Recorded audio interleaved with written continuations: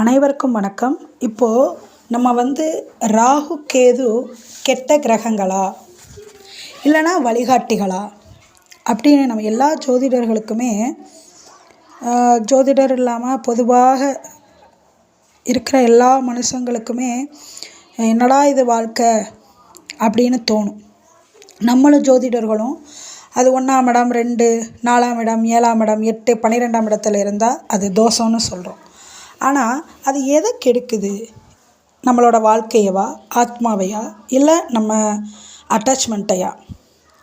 இவற்றையெல்லாம் கெடுக்கிறது ராகு கேது இல்லை, நாம் வாழ்க்கைன்னு நினச்சிட்ருக்கிற பொய்யான அடையாளத்தை தான் கெடுக்கிறாங்க. கேது உளி மாதிரி செயல்பட்டு நம்ம வாழ்க்கையில் தேவையில்லாத எல்லாத்தையும் வெட்டி சரி செய்கிறார். அந்த ஞானத்தை உருவாக்கி அவனை ஒரு மனிதனாக அவர் வாழ வைக்கிறார். ஆனால் அந்த ஞானத்தை மட்டும் வச்சுக்கிட்டா இந்த உலகத்துக்கு பயனில்லை அவனால். இந்த ஞானத்தோடு கலந்த இந்த உலக ஆசையைத்தான் ராகு கொடுக்குறார். அதாவது கேது முழுவதுமாக ஒரு துணி இருக்குன்னா அந்த முழுசாக இருக்கிற துணியை வெட்டி நம்ம அளவுக்கு தயார் செய்கிறார்.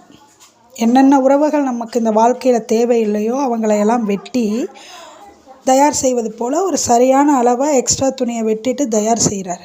அவர் கொடுத்த அந்த ஆடையை வச்சுட்டு இந்த உலகத்தில் இயங்க வைக்கிறது தான் ராகு. அப்போ அந்த மேலே இருக்கிற ஆடை ராகு, உள்ளே கொடுக்குற அந்த ஞானத்தோடு கலந்த அனுபவங்களை கொடுக்குறாரு, அதுதான் கேது. அப்போ நம்ம என்ன பண்ணுறோம், இந்த ஆடையே நம்ம தான் நினச்சிட்டு அதுக்குள்ளே ரொம்ப இன்வால்வ் ஆகி போகக்கூடாது.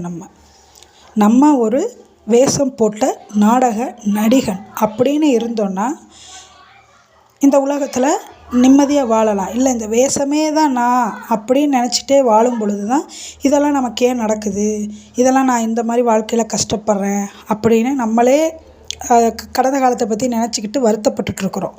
அப்போது ஒருவருக்கு வாழ்க்கையில் ராகு கேது ஸ்ட்ராங்காக இருந்தால் முதல்ல உடைப்பார், பிரித்து வெட்டி தச்சு கொடுத்து அதுக்கு பிறகு தான் ராகுவை அந்த ஆடையை போட்டு இந்த உலகத்தை அனுபவிக்க வைப்பார். அது இல்லாமல் கேதுவோட ஞானம் இல்லாமல் ராகுவை மட்டும் வச்சு செயல்படணும்னு நினச்சோன்னா எப்படி இருந்தாலும் ஃபைனலில் கேது வந்தே தருவார். இவ்வளோதான்.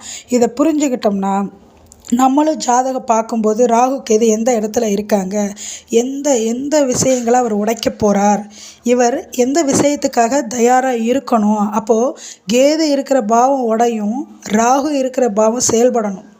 அதுதான் இந்த ஜாதகத்தோட மெயின் பாயிண்ட். இதை பார்த்து ஜாதகம் சொன்னால் அந்த வர்ற மக்களுக்கு ஒரு சரியான வழிகாட்டுதல் கொடுக்க முடியும். வணக்கம்.